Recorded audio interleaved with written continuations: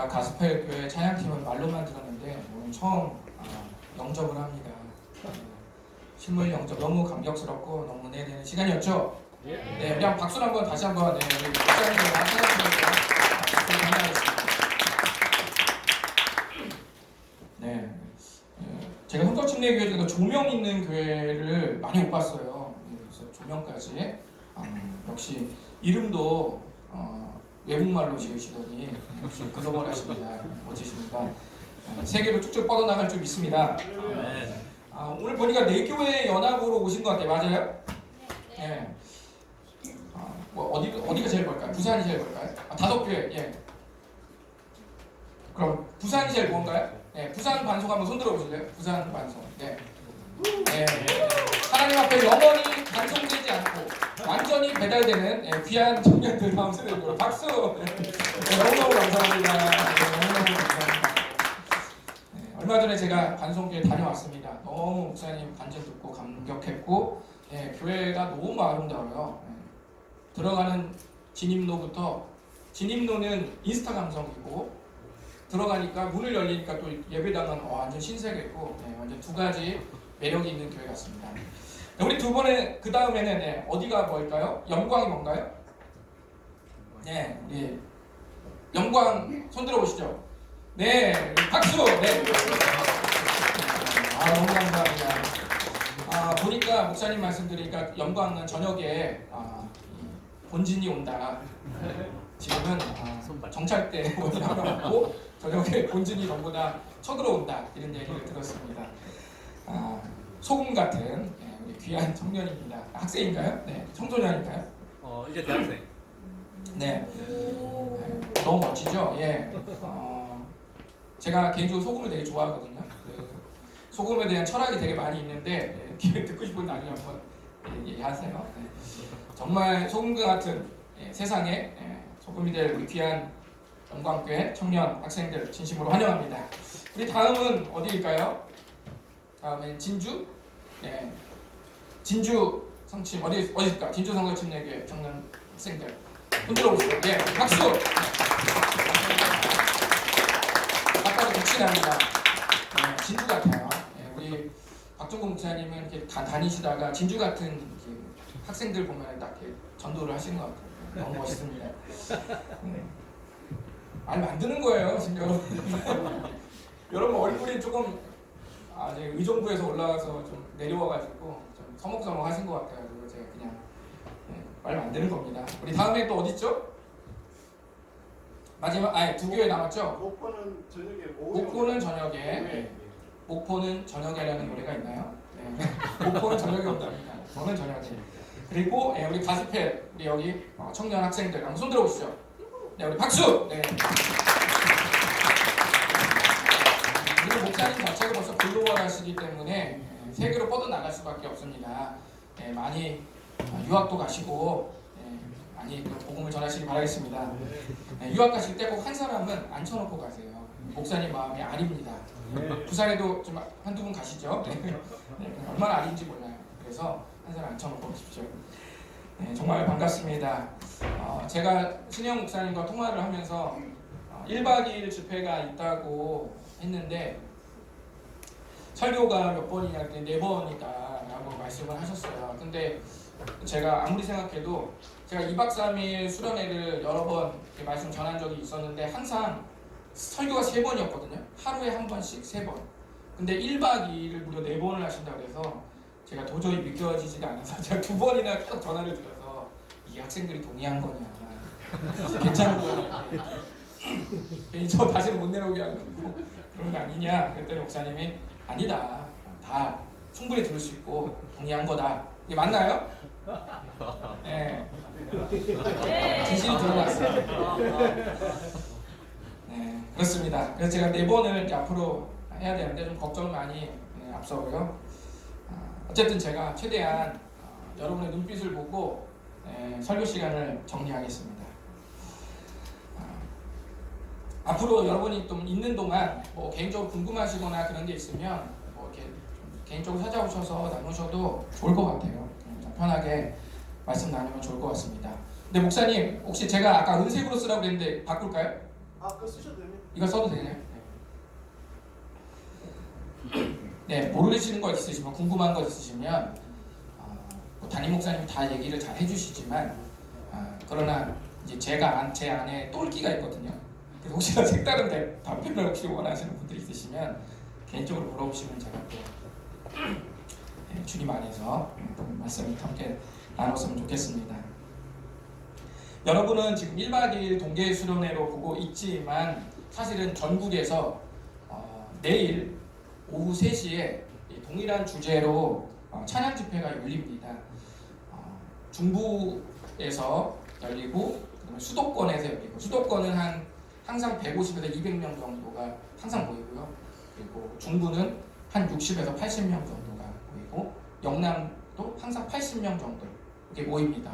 호남은 이번이 처음 모이는 거잖아요. 맞죠? 여쭤보니까 저녁 되면 한 60명 정도 모일 거다 라고. 다 합치면 우리가 전국에서 우리 청년 학생들이 한 300명 이상이 모이는 거죠. 그러니까 정말 대단한 거라고 저는 생각을 하고, 그래도 원래 이런 행사의 일환으로 호남도 출범을 하는데 보니까 여쭤보니까 항상 이맘때쯤 1박 2일 하셨다고 하셔서 1박 2일 진행하는 것 같습니다. 그래도 주제를 함께 공유해 주셔서 참 감사한 마음입니다. 여러분이 혹시 해빙이라는 말을 주제를 들었을 때 어떠셨어요? 어땠어요? 주제 들었을 때 가지 말아야겠다 이런 생각이 들었나요? 어떠셨어요? 자매님은 어땠어요? 해빙이라는 얘기를 딱 들었을 때 생각이 없으시군요. 네. 원래 해빙이 여러분 잘 아시다시피 얼음이 녹는 걸 말하는 거잖아요. 그래서 우리가 주님 앞에 좀 얼어붙었던 우리의 마음을 좀 녹여보자는 의미로 수련의 주제를 정했는데, 저희 M프로젝트 연합 이 사역을 하시는 스텝 분야의 한 목사님이 말씀하시기를 그러면은 한자 해빙에다가 영어 해빙을 붙이자 라고 어떤 스텝 목사님이 생각해 주셨어요. 제 아이디어는 아니에요. 왜냐면 제 아이디어 저는 인티제, INTJ이기 때문에 이런 게 잘 안 나와요. 그래서 창의력이 좋으신 목사님이 거기다 해빙을 넣자라고 했습니다. 그래서 얼어붙은, 주님께 얼어붙은 그 마음에 우리가 어떤 믿음으로 그 안을 채우면 좋을까라는 의미로 해빙을 써서 두 가지 의미를 갖도록 했습니다. 네, 그래서 그래서 저는 앞으로 4번의 말씀을 좀 전하도록 하겠습니다. 첫 번째는 감춰진 진실, 그래서 제가 개인적으로 좀 예수님을 만났던 이야기를 좀 들려드리고, 그다음에 두 번째는 감춰진 능력, 오늘 저녁이죠. 부활에 대해서 좀 함께 나눌 수 있도록 하고요. 그리고 내일 오전에는 두려움, 그리고 마지막에는 인내에 대해서, 존버 정신에 대해서 함께 나누도록 하겠습니다. 여러분이 보시면은 해빙 1부터 4까지 설교가 두 번째가 가장 깁니다. 각오하셔야 돼요. 오늘 저녁은 제가 50분을 예상하겠습니다. 50분 딱 찍고, 짧았다가 1번에서 짧았다가 2번에서 피치를 찍은 다음에 3번에서 다시 내려와서 4번은 마지막 갈 때는 가장 짧아지는 그런 역사가 여러분에게 있겠습니다. 네. 이렇게 제가 설교 시간까지 다 전략적으로 쌓았습니다. 오늘은 제가 개인적으로 여러분과 첫 대면이라서 너무 말씀을 막 깊이 나누는 것도 필요하지만 첫 만남이니까 여러분과 가까워지는 의미에서 제가 구원받은 이야기를 좀 잠깐 나누면 좋겠다라는 생각을 했어요. 제가 원래 설교 시간에 제 이야기를 하지 않는 것으로 정말 제가 유명하거든요. 목사님들이 자기 이야기를 일상을 많이 하는데 저는 제 이야기를 사실 거의 다 오픈하지 않는 편이에요. 굉장히 내성적이고 굉장히 폐쇄적인 놈이라서 원래 제 이야기를 잘 꺼내지 않는데, 제가 정말 1박 2일이 너무나 이 중요한 호남 집회, 부산까지 함께하는 집회이니만큼 그 중요성을 제가 들었고 너무 필요한 집회다라고 해서 제가 오늘 하고 그리고 내일 오전에 정말 아무에게도 해본 적 없는 그 이야기를 제가 좀 제 속내를 한번 얘기했으면 좋겠습니다. 얘기하도록 하겠습니다. 네, 오늘은 제 예수님 만난 이야기를 할 텐데, 혹시 이 중에서 예수님이 좀 아리까리하거나 교회를 여러 번 다니는데 아직까지 예수님이 좋기는 하고 목사님도 좋고 선생님도 좋고 다 좋은데 내가 예수님을 믿는 것에 대해서는 아직까지 조금 거리를 두고 있는 친구들이 있다면 오늘 이야기를 들으면서 한 번쯤은 다시 신중하게 여러분의 인생의 중요한 센터에 놓고 고민했으면 좋겠다는 생각을 해봤습니다. 우리 중고등학생들도 있으시면은 너무 게임만 하지 마시고 게임 하시다가 한 번쯤은 다시 또 오늘 말씀을 상기하시면서 예수님에 대해서 생각해봤으면 좋겠습니다. 여러분이 보시기에 저는 어릴 적에 어떠실 것 같으세요? 어릴 적에 모범생으로 큰 것 같으세요? 아니면은 이상하게 큰 것 같으세요? 비행기를 탔을 것 같으세요? 어떨 것 같으세요? 저는 어릴 적에 굉장히 모범생으로 컸습니다. 초등학생 때 받은 상장이 아직도 있는데 제가 세보니까 한 40개 정도 돼요. 그러니까 상이라는 상은 사실은 다 받았습니다. 그 정도로 굉장히 모범생 소리 많이 들었고 그러나 집안은 아주 가난해서 제 어린 시절을 떠올리면 이사를 굉장히 많이 다녔고 대부분 지상에서 살았던 적이 거의 없습니다. 항상 지하에서 살았던 기억들이 있습니다. 그렇게 제가 현실에 맞춰서 그냥 모범생으로 적당히 살다가 초등학교 6학년을 졸업하는 그 시점에 이제 중학교로 올라가야 되는 그 직전에 아주 결정적인 음악을 하나 제가 듣게 됐어요. 그게 뭐냐면 궁금하시죠? 여러분이 태어나기도 전인데 1986년에 발매된 이 스트라이퍼라는 헤비메탈 그룹의 이 앨범, 이 레코드판을 제가 딱 듣게 되었습니다. 근데 외국 그룹이라서 영어로 계속 노래를 부르거든요. 영어로 계속 노래를 부르는데 그 뭔가 알 수 없는 그 강렬한 비트와 그 때려 부술 듯한 그 샤우팅들, 드럼 소리들이 저도 모르게 굉장히 확 사로잡았어요. 그래서 그게 너무 저에게 통쾌함이 있어서 좋았어요. 나중에 알고 보니까 제 안에 뭐 억눌린 게 많았었나 봐요. 그때는 몰랐는데 음악을 들으면서 제가 너무 통쾌해하는 걸 보니 지금 와서 생각을 해보니까 그때 제가 뭔가 억눌렸던 게 굉장히 많았던 것 같습니다. 평범한 제 삶에 완전 신세계가 열렸어요. 이 음악 하나로 완전 신세계가 열렸습니다. 보통은 조용하고 내성적인 모범생이었으니까 이런 비트를 싫어해야 되잖아요. 그렇죠? 그런데 제가 너무 좋아하더라고요. 좋아하는 게 어느 정도 좋아하면 광적으로 너무 빨려 들어갈 만큼 중독될 만큼 좋아했습니다. 오늘날로 말하면은 덕질을 한 거예요. 그때는 그런 말이 없었는데 오늘날 보면 완전 덕질을 계속 한 거죠. 자나깨나. 그래서 이때부터 제가 중학생 머리를 빡빡 깎은 그때부터 헤비메탈에 완전히 그냥 푹 빠져 살았습니다. 어느 정도로 살았냐면 보통 여러분 곧 중학생 올라가면 어때요? 남학생은 좀 이렇게 여학생들도 관심도 있고 그러잖아요. 그런데 그러니까 뭐 옷도 사고 신발도 사고 그럴 때 저는 아무것도 안 샀어요. 아무것도 안 사고 정말 레코드판만 샀습니다. 그러니까 집안이 가난한데 레코드판을 이만큼 모았다는 말 다 했죠. 그래서 돈이 많았던 거 아닌가요? 돈이 없었어요. 근데 왜 살 수 있었냐? 정말 저는 아무것도 안 샀습니다. 오직 거기 그 레코드판만 샀어요. 그래서 항상 황토색 면바지에 늘어난 티셔츠를 입고 생 그지꾸를 하고 다녔어요. 그러니까 여자친구가 있었을까 없었을까요? 어떤 친구는 그지꼴이 문제가 아니다. 분판이 문제다. 이렇게 말씀하실 수 있는데 어쨌든 여자친구가 그게 당연히 없었죠. 그래도 저는 뭐 그게 중요하지 않았어요. 이성에 대해서 관심이 별로 없고 오직 막 레코드판에만 헤비메탈에만 빠져 살았습니다. 그 당시 제가 들었던 너무 많아가지고 사실 한 페이지에 다 담을 수 없는데요. 여기는 뭐 제가 들은 것의 정말 빙산의 일각이죠. 여기에 한 50배 내지는 100배 정도 종류의 제가 앨범들을 정말 닥치는 대로 헤비메탈이나 헤비메탈 그룹 모두 다 닥치는 데 들었습니다. 혹시 여러분들 아시나요? 저 끝에 블랙 사바스, 디오, 유명한 메탈리카 그룹 아시죠? 그 다음에 MSG, 스콜피언스, 사탄의 주변, 오지 오스본, 머틀리 크루 뭐 다 되게 유명한 명반들인데 그 당시 저를 먼저 사로잡았던 앨범들이지만 제가 저 앨범 갖고 온 것도 너무 쉽지 않았어요. 왜냐하면 그 헤비메탈 앞표지가 보면 굉장히 야해요. 그리고 굉장히 악마적입니다. 그래서 제가 이것도 몇 개 선별해서 갖고 왔는데도 벌써 살짝 좀 끼가 있잖아요, 그렇죠?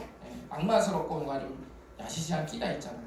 사실 다른 앨범도 그냥 검색만 하셔도 앞표지만 봐도 사실 제가 이게 여러분께 보여드리기가 좀 쉽지 않은 수위가 높은 그런 앨범 표지가 많이 있습니다. 제가 이런 것들을 완전히 그냥 반지 앞방에서 아주 작은 골방 같은 안방 하나 있고 작은 골방 하나 있는데 그 골방에 들어가서 굉장히 싸구려 턴테이블 하나가 있었는데 지금은 뭐 패션으로 사지만 그냥 인테리어용으로 사지만 그 당시는 저에게 그거 하나가 저의 유일한 어떤 낙이었죠. 그렇게 계속 들었습니다. 고등학교 2학년 때까지 5년 동안 저렇게 덕질을 했으니 제가 얼마나 많이 들었겠어요. 상상이 되세요.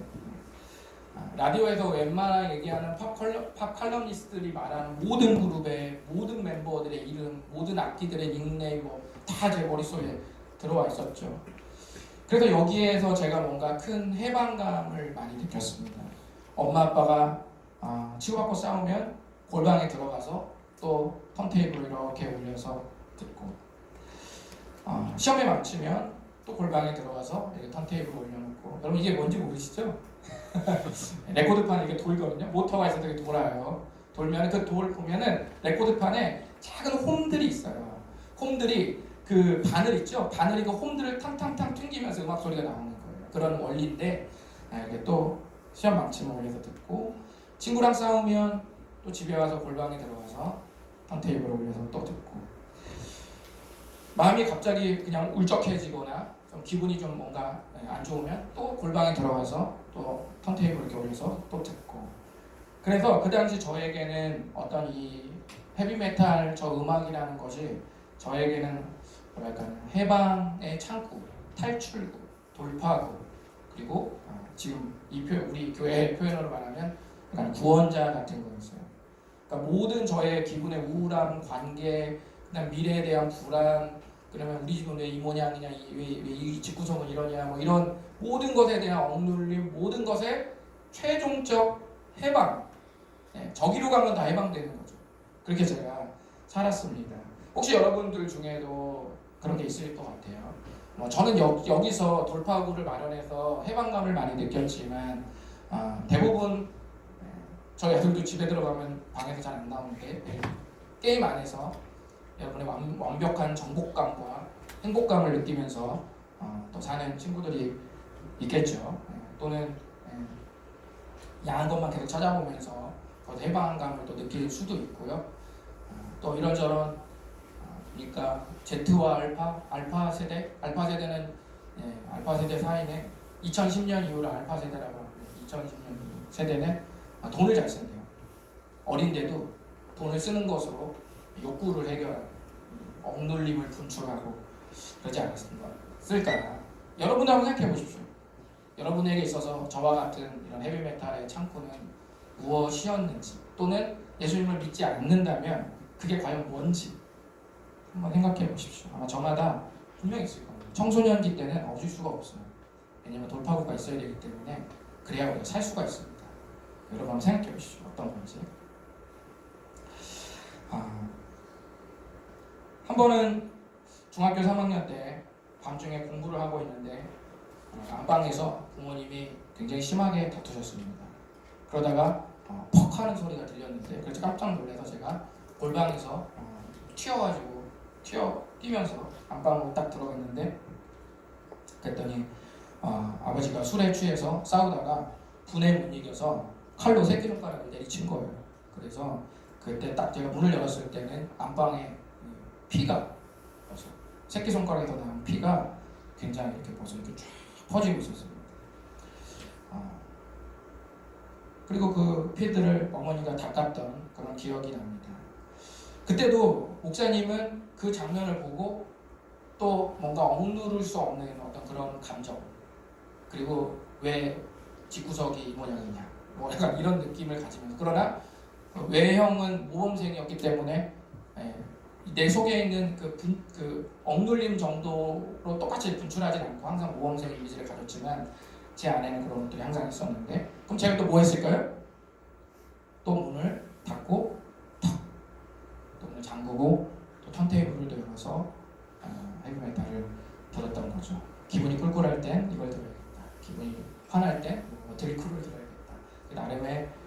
찬양들을 정하고 항상 그렇게 음악을 들어가면서 제 마음을 달랬습니다.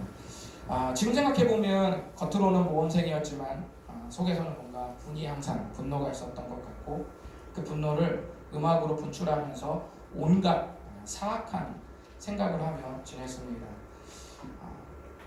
근데 저는 그때까지도 그게 잘 저를 살아냈다라고 생각을 했어요. 왜냐면 아무도 그게 잘못됐다고 저한테 말한 사람이 없거든요. 전 실제로 다른 사람한테 해를 입힌 적이 없잖아요. 전 괜찮았다고 생각했어요. 그렇게 고등학교를 입학하고 고등학교 2학년 봄까지 제가 계속 듣다가 어느 날 한 친구를 만났는데 그 친구가 교회를 다니는 친구였습니다. 그 친구는 같은 반이었는데 제 뒷자리에 이렇게 앉아서 집요하게 교회를 다니자고 이렇게 애원을 했어요. 책상 밑에서도 나오고 옆에서도 나오고 문 열어도 나오고 화장실에서도 나오고 계속 나와서 저한테 집요하게 교회를 다니자고 애원을 했습니다. 처음에는 제가 그냥 씹으려고 했는데 그 친구의 집념은 너무 대단했어요. 근데 한 번은 어떤 일이 있었냐면 제가 덕질을 했다고 했잖아요. 모든 공책에, 지금 공책 안 쓰시는데 모든 공책에 제가 좋아하는 헤비메탈의 이름을 다 써놨습니다. 그것도 아주 큼직하게 볼펜으로 막 두껍게 칠해가지고 다 써놨어요. 근데 한 번은 그 친구가 그 헤비메탈 공책을 찢어버린 거예요. 이런 거 해서 뭐해? 들어서 뭐해? 하면서 이 친구가 제 앞에서 쫙 찢어버렸는데 보통은 그렇게 하면 열이 받아서 교회를 가요, 안 가요? 안 가죠. 근데 지금 생각해보면 하나님께서 그때 좀 역사하셨던 것 같아요. 제가 그걸 딱 찢는 모습을 보면서 들어오서라도 한번 가야겠다. 그러니까 제가 툭 튼 거예요. 그래서 제가 교회를 마침내 갔습니다. 1992년 6월 달에 갔어요. 이런 연도를 보고 제 나이를 예측하지 마세요. 예측하지 마세요. 절대 예측하지 마십시오. 고등학교 때니까 뭐 지금은 뭐 이렇게 됐겠지 생각하지 마십시오. 동생들과 형 누나들이 반겨주니까 기분이 너무 좋았습니다. 그런데 예배를 마치고 담당 전도사님의 사모님이 학생이었던 저를 불러서 중요한 얘기가 있다고 독방으로 이렇게 끌고 갔습니다. 저는 너무 이렇게 예쁜 애들이 있어서 글로 가려고 했는데 갑자기 사모님이 탁 잡더니 너는 이리 와야지 라고 해서 저를 독방으로 이렇게 끌고 갔습니다. 세상 처음으로 황당한 이야기를 들었습니다. 너한테는 죄가 있다 이렇게 말했어요. 처음으로 누군가 저에게 너에게는 죄가 있다 이렇게 말했습니다. 그리고 너는 잘 모르지만 예수라는 분이 너의 죄를 위해서 죽으셨다라는 이 말씀을 들려줬습니다. 그러면서 성경 말씀을 여기저기 왔다리 갔다리 피시면서 막 읽어보라고도 하고 하면서 저한테 이 복음의 말씀을 가르쳐 주셨습니다. 제가 믿었을까요? 안 믿었을까요? 안 믿죠. 안 믿었습니다. 태어나서 처음 들어본 분이 나를 위해 죽었다는 이 믿기 힘든 이야기를 들려주시는데 도저히 제가 믿을 수가 없죠. 그래서 사모님이 저에게 다 설명하고 난 뒤에 이해했니? 성현아 이해했어? 라고 저한테 물어보길래 또 저에게 뭐가 있어요? 모범생이라는 이 방어 기제가 있지 않겠습니까? 모범생 이 기질이 또 발동을 해서 네 이해했습니다 라고 하면서 사모님이 설명해준 복음의 이야기를 처음부터 끝까지 아주 압축 요약해서 제가 선포를 딱 했습니다. 그랬더니 사모님이 박수를 치면서 너무 행복해 하시는 거예요. 오늘 이 집에 구원이 이르렀다 하면서 막 너무 기뻐하시고 그랬어요. 근데 그때는 제가 그런 게 아니라 그냥 제가 누군가 어른이 말하면 잘 듣거든요. 그리고 요약을 잘해서 다시 이렇게 말씀을 드릴 수 있었어요. 그냥 그거였지 제가 예수를 믿은 게 아니었습니다. 그렇게 속여가면서 4개월을 교회를 쭉 다녔지만 여전히 이어폰에는 헤비메탈을 들으면서 불성실하게 예배를 드렸습니다. 그런데 문제는 이 3, 4개월 뒤에 1992년 가을쯤에 교회에서 친구들이 모였는데 이 친구들은 전부 교회를 굉장히 잘 다니는 친구였죠. 그런데 갑자기 저한테 기도회를 하자고 끌고 가는 겁니다. 옛날에 보통 성서친례교회는 큰 소리로 기도를 잘 안 했었는데 저희 교회는 엄청나게 큰 소리로 기도를 했었어요. 제가 어렸을 때도 교회가 그렇게 했었습니다. 그래서 제가 그 기도회를 그냥 친구들이 들어가니까 1시간만 눈 딱 감고 참자.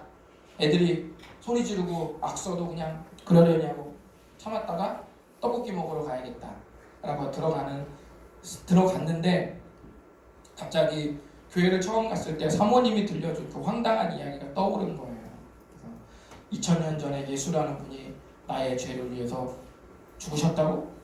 그러면서 그 예수님을 믿으면 내가 구원을 받는다고? 하면서 제가 좀 그런 막연하게 그런 기도 비스무리한 거를 입으로 막 저도 모르게 얘기를 했습니다.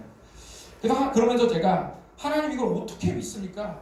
이런 황당한 이야기를 어떻게 믿어요? 하면서 제가 속으로 막 호웃음을 치고 있는데 그때부터 갑자기 제가 그동안 저지른 죄가 서서히 꿈틀대기 시작하는 거예요. 헤비메탈을 들을 때 내가 누구를 죽일까? 나하고 싸웠던 애를 죽여버릴까? 밟아버릴까? 막 이렇게 했던 그때는 그게 나쁘다는 생각을 안 했어요. 왜냐면 마음으로만 품었다가 다시 그 친구를 만나면 친절하게 대해줬으니까 그게 저에게 문제가 되지 않았어요. 그런데 이 기도 시간에 그 메시지를 갑자기 생각하는데 그게 너무 갑자기 이게 도드라지면서 내 행동 속에서 그런 좀 야한 생각들, 그리고 누구를 막 죽여버려야겠다 이런 생각들이 나도 모르게 막 도드라지면서 그게 너무 막 괴로워지기 시작했습니다. 왜 괴로운지를 몰랐어요. 근데 막 괴로워지더라고요. 그리고 그것이 심각하게 사모님이 말한 너에게 죄가 있어 라고 말했던 그 죄가 이런 것들 중 하나다 라는 생각이 갑자기 막 들기 시작했어요. 가슴속에서 막 솟구쳐 오르기 시작했습니다. 그때부터 감당하기가 너무 힘들고 계속 생각나는 것들이 마치 그 1kg, 2kg, 3kg, 4kg, 5kg 되는 것처럼 그것들이 제 머릿속에 생각날 때마다 점점 무거워지는 거예요. 어깨를 너무 짓눌러. 그래서 이렇게 됐다가 이렇게 됐다가 이렇게 됐다가 이렇게 됐다가 계속 하나씩 떠오를 때마다 영화관에서 막 무슨 짓거리 한 거 이것까지 다 생각나고 이거 하면서 이게 점점점 누르니까 그게 진짜 실제 무게처럼 느껴지더라고요. 그래서 제 몸이 실제로 이렇게 막 기도하면서 이렇게 해서 마지막에는 완전히 자빠지 이렇게 거의 뭐 방바닥에 납작 엎드려서 자빠지듯이 그게 너무 무겁게 느껴졌어요. 나를 막 찍어 누르는 것 같은 그런 기분이 들었어요. 그래서 하나님께 막 살려달라고 기도했어요. 진짜 제가 무슨 이 압살당할 것 같은 느낌에 진짜 너무 공포감이 들어서 막 살려달라고 기도를 했습니다. 한참을 막 죄 때문에 살려달라고 기도하는데 해결책이 없는 거예요. 살려달라고 하는데 해결책이 없어. 그리고 계속 생각나는 죄들이 저를 압살하는데 너무 막 죽겠더라고요. 그런데 마치 그 순간 사모님이 저에게 해주셨던 말, 그 말이 한 줄기 빛처럼 저에게 쫙 비치기 시작하는 거예요. 예수님이 나를 위해 십자가에서 죽으셨다. 그리고 주님이 그 죄의 문제를 해결하셨다. 이 얘기를 저에게 갑자기 해줬던 그 이야기가 확 생각나기 시작한 겁니다. 그래서 그때부터는 이전에는 너무 무거우니까 막 살려주세요 기도를 했는데 그 다음에는 이게 생각이 나니까 네 주님 믿습니다. 예수님이 저를 위해 죽으셨습니다. 하면서 막 저는 이것밖에는 살 게 없어요 라고 막 저도 모르게 소리를 친 거예요. 사람이 살라니까 약실해가지고 살만할 때는 아무 이게 고백도 안 하다가 이게 압살돼서 죽을 것 같으니까 막 저도 모르게 예수님밖에 없습니다. 정말 그분에게는 정말 살 수 없다고 그렇게 고백을 막 하기 시작했습니다. 그래서 막 도와주세요 막 했어요. 그런데 그렇게 1시간 정도 막 발악을 하고 있는데 어느 순간 말씀이 믿어지더라고요. 믿어져. 황당하다고 여겼던 그 이야기, 예수님이 내 죄를 위해서 십자가에 죽으셨다는 그 황당무계한 그 사실이 저에게 믿어지기 시작했습니다. 이게 믿어지니까 이게 짓누르던 무게가 아까 이렇게 눌렀잖아요. 이게 턱 걷어져 이렇게 무게가 죄의 무게가 걷어지는데 그때 비로소 목사님이 숨을 쉬겠더라고요. 그래서 숨이 쉬어지더라고요. 물리적으로도 실제로도 숨이 그제서야 쉬어지더라고요. 그러면서 제가 기도를 마치고 눈을 딱 떴는데 와 진짜 이게 장난이 아니고 세상이 완전 애니메이션이에요. 신세계예요. 그냥 아바타야 이게 완전. 깜짝 놀랐습니다. 여러분 MBTI 이런 거 잘 알아요? 아시죠? 개인이 뭔지는 아시죠? 예. 제가 INTJ인데 INTJ가 뭐냐면은 한마디로 말할게요. 피도 눈물도 없는 인간이 INTJ입니다. 그래서 네이버로 검색해보면 알아요. 검색해보면 그림으로도 알 수 있고 다 뭐 여행 비행기 탔을 때 하는 짓, MBTI별로 하는 짓 보면 항상 INTJ는 뭐 하냐면 혼자 혼자 앉아서 뭔가를 막 보고 있어요.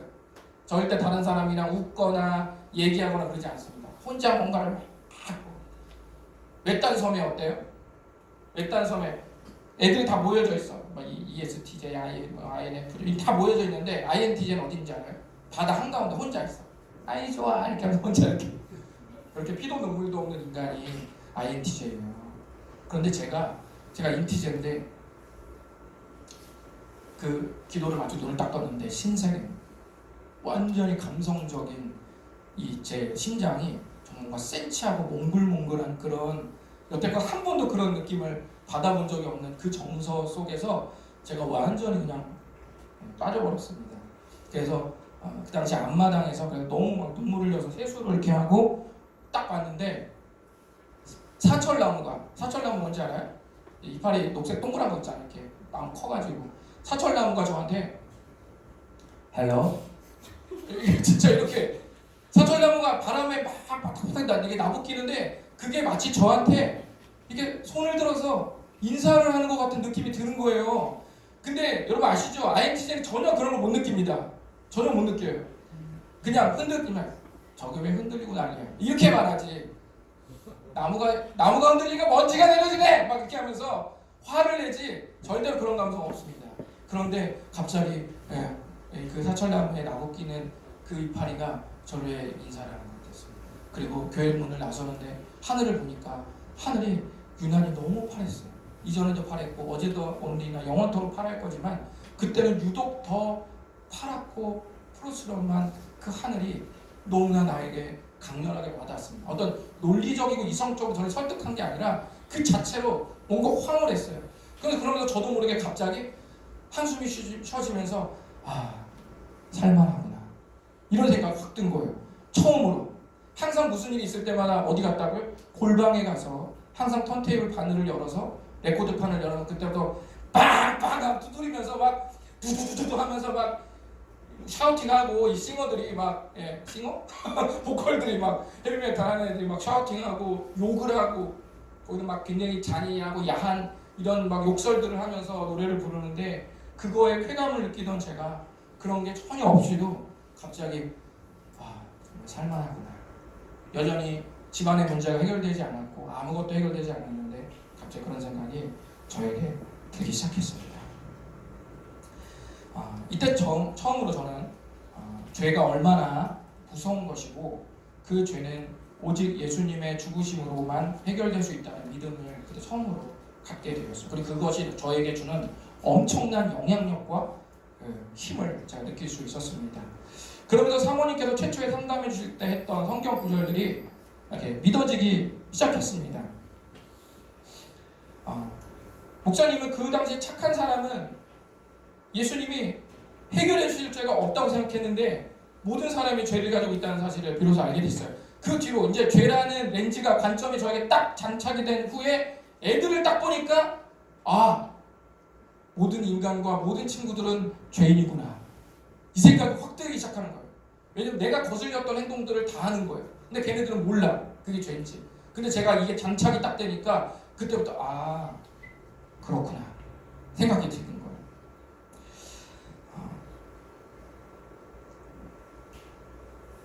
여러분 혹시 죄에 대해서 생각해 본 적 있으세요? 제가 여러분 좀 대답해 보세요. 누군가에게 욕을 하고 주먹으로 두들겨 팼다면 그건 죄인가요? 네. 누가 제일 힘이 세 보일까?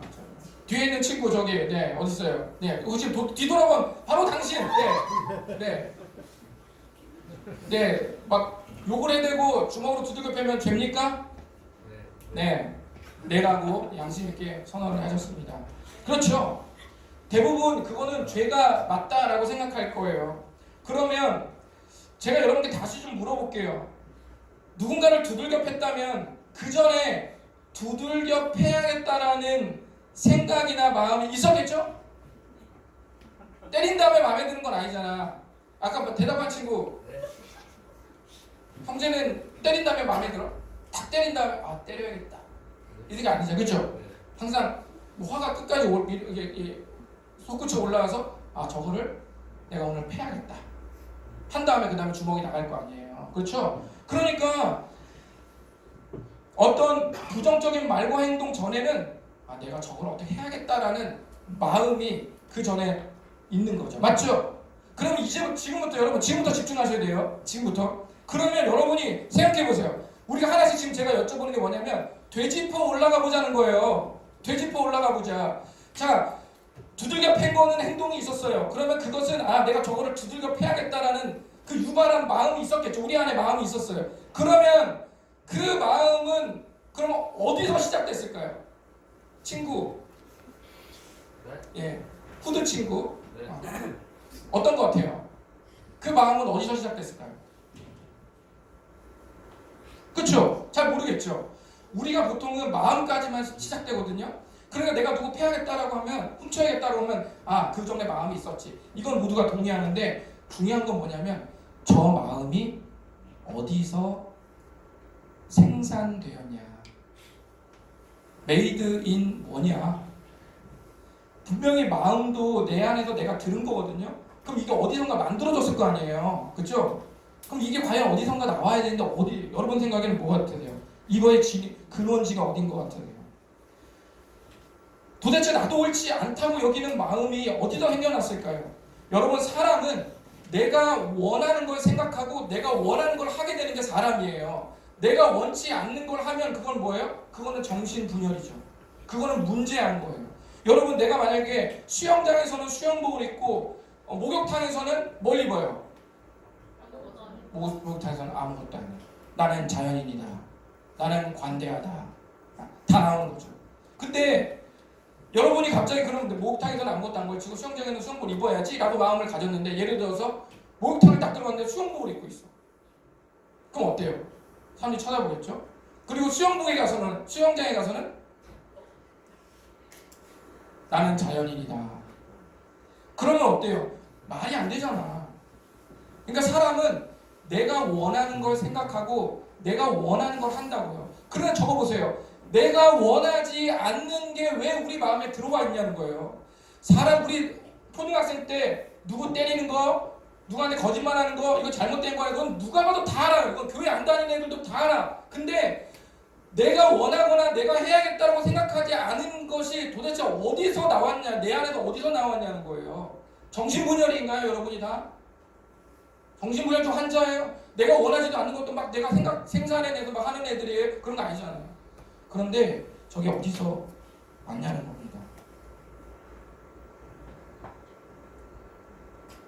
그게 죄입니다.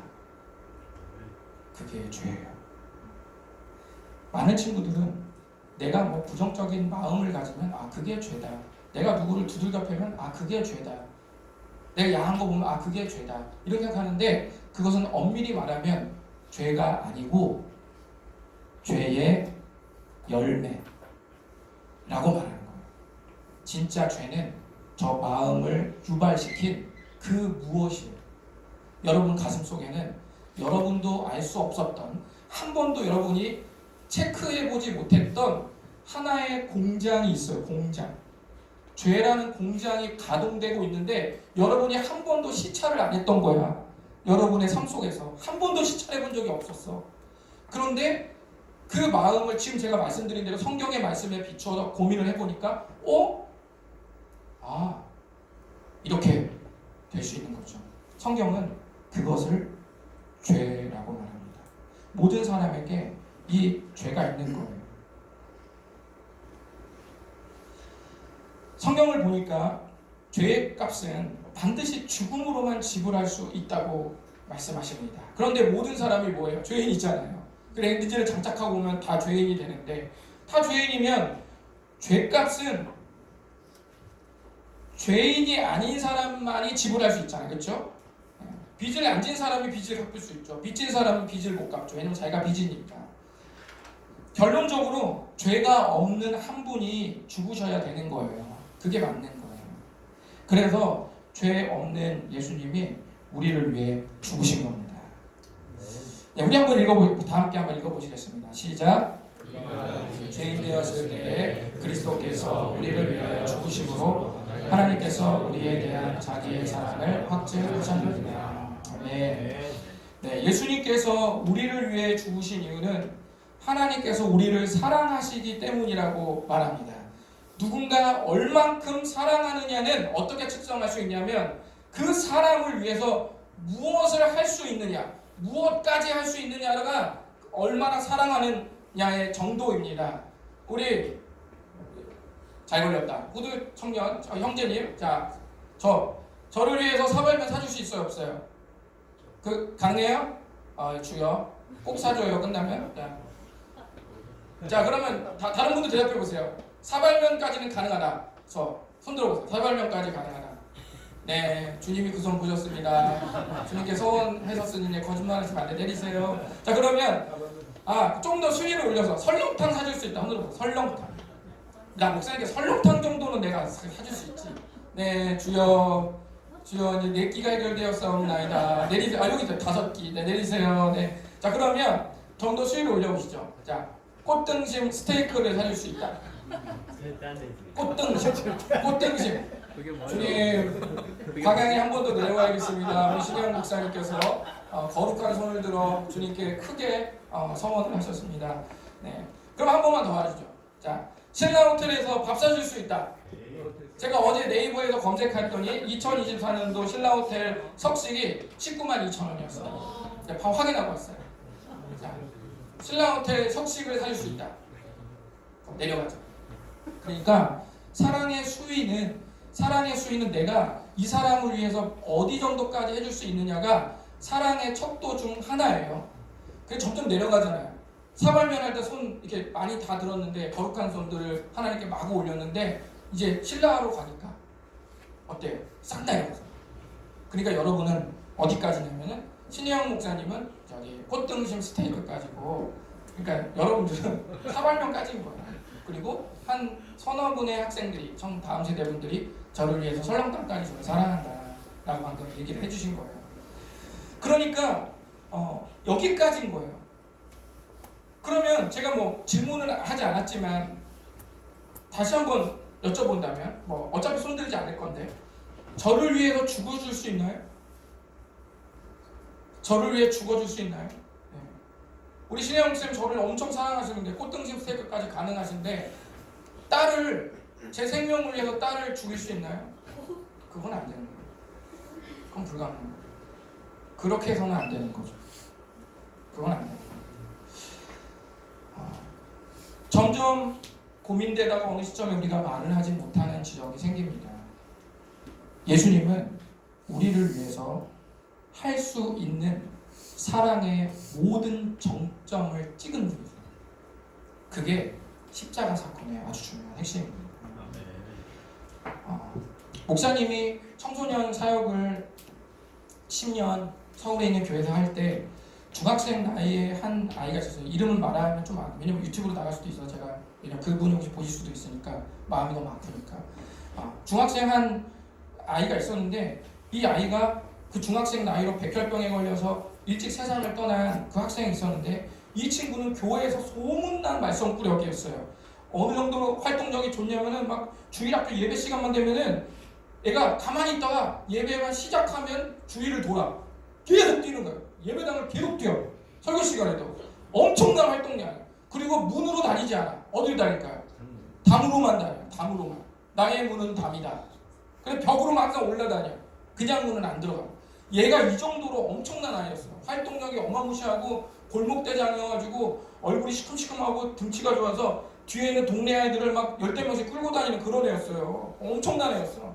걔가 한 명 오면 막 15명씩 교회 오고 그러던 애였어요. 엄청난 애였죠. 그런데 어느 날 그 아이가 백혈병에서 하나 조금씩 시들시들해지더니 완전히 이 앙상한 가지 마냥 이게 남아있었어요. 목사님은 그때 알게 됐습니다. 진짜 살면서 모든 기회가 사라졌을 때 우리를 살리는 것은 예수님밖에 없다는 사실을 깨달았습니다. 앙상하게 남은 그 상황으로 게임 다 필요 없죠. 먹방, 캠핑, 여행, 돈, 친구, 청년들은 직장, 주식, 비트코인 아무 소용도 없습니다. 내일 죽을 건데 무슨 비트코인이에요. 이런 거 결정적일 때는 아무것도 필요 없어요. 우리의 생명이 존재한다라는 전제 안에서 전제 안에서 게임도 있고 쇼핑도 있고 먹방도 있고 다 있는 거죠. 우리 주님이 여러분이 그런 걸 한다는 게 죄라는 게 아니에요. 저는 가급적 청소년이나 청년 때는 마음껏 노는 게 나쁘지 않다 생각합니다. 뭐 먹방도 막 하고 저 할 때 저 데리고 가고 그리고 막 이것저것 막 주식도 막 청년들 오르면 전 주식도 한번 해보라고 다 얘기하고 막 해볼 건 다 해보라고 해요. 주식 오르면 저한테 좀 배당금도 주고 이렇게 하면서 다 해보라고 해요. 해보라고 하는데 그 모든 것을 가능하게 하니가 누구냐는 걸 잊지 말라는 거예요. 그 모든 일상과 평범한 삶을 가능하게 하는 이 크게 하품을 하는 이가 3명 정도 있었는데 그 하품을 가능하게 한 이가 누구인지 여러분 잊지 말라는 겁니다. 저는 여러분이 오늘 이 시간에 이 고민을 했으면 좋겠습니다. 여러분이 예수님을 믿으면 새로운 삶이 하나 펼쳐지는데 그거를 제가 짧게 설명해드리고 오늘 마치려고 합니다. 네, 우리 청년 한 명, 아니 우리 후드 잘 받았다. 우리 형제님 한번 나와보세요. 제가 좀 예수님을 믿으면 어떤 게 좋은지 얘기해볼게요. 오늘 청년 너무 멋있어요. 나 오늘 깜짝 놀라지 마세요, 여러분. 너무 멋있습니다. 네, 한번 잡아보세요. 네, 여기 이제 저 앞에 보고 여러분, 자 보세요. 이렇게 딱 정지 자세가 있어요. 그렇죠? 이게 좀 정지 자세 같으세요? 정지된 화면인 것 같지만 사실은 정지가 아니죠. 왜냐하면 지금 이 형제님과 제가 성함이 이름이 어떻게 돼요? 아이고, 동빈? 네, 우리 갈 형제님께서 영원히 주님께 갈 우리 귀한 형제님께서 지금 잡고 있잖아요. 그렇죠? 그러니까 우리는 지금 이게 정지 자세가 아니라 사실은 양쪽에서 고무줄이 당기고 있는 것을 견디고 있는 시간들이에요. 그렇죠? 맞죠? 그런데 이 형제님을 하나님의 편으로 한번 생각해 보시고 저를 한번 죄의 편으로 한번 생각해 봅시다. 이해되시죠? 자, 그런데 옛날에는 여러분이 어땠냐면 잡아당길 편이 아예 없었어요. 그거 놔보세요. 그냥 이렇게 살아갔어요. 이렇게 죄의 편에서 계속 당기는 대로 살아갔죠. 그런데 여러분이 얘를 당겨봐야 느낌을 알잖아요. 얘를 당겨봐 상대방에서 죄의 편이 굉장히 당기고 있다는 걸 인지할 텐데 여러분이 예수님을 믿기 전에는 이게 인지가 안 되는 거야. 저처럼. 그러니까 이렇게 쭉 죄의 편이 들고 어디까지 가요? 사망까지 가죠. 영원한 사망까지 계속 가요. 영원히 계속 갑니다. 그러니까 여기에 딸려오는 친구들은 계속 몰라. 자기가 딸려가는 것도 몰라. 왜냐면 한 번도 당겨본 적이 없잖아. 그런데 예수님을 믿고 나면 뭐가 장착되냐면 잡아보세요. 죄를 견디게 하시고 죄를 깨닫게 하시며 죄에 저항하고 이기는 삶이 무엇인가를 이 힘으로 느끼게 한다. 그러니까 때로는 놓치면 안 돼요. 때로는 여러분이 컨디션이 안 좋으면 이렇게 하면 이렇게 팔이 오자, 그죠? 이렇게 때로는 죄의 편으로 가지만 영원히 가요? 안 가죠. 왜냐하면 그 죄의 편에서 당기는 이 힘에도 불구하고 예수님이 여러분을 놓지 않고 있기 때문이에요. 영원토록입니다. 그러니까 아무리 땡겨도 이 친구가 주님께로 영원히 갈 이 친구가 계속 땡겨서 이렇게 마음을 왔다리 갔다리 먹지만 그런 영원토록 놓치지 않는 거예요. 그리고 나중에는 이 친구가 좀 더 영적으로 성장해서 이제 내공이 생기잖아요. 그럼 당겨보세요. 세게 당겨보세요. 이제 제가 가끔 딸려가는 거예요. 그래서 죄의 편이 힘을 드는데도 불구하고 이 형제로 딸려가잖아요. 이걸 뭐라고 그래요? 이걸 승리라고 말해요. 이걸 승리라고. 이것이 이 승리에 대해서는 오늘 저녁에 제가 말씀을 드리겠습니다.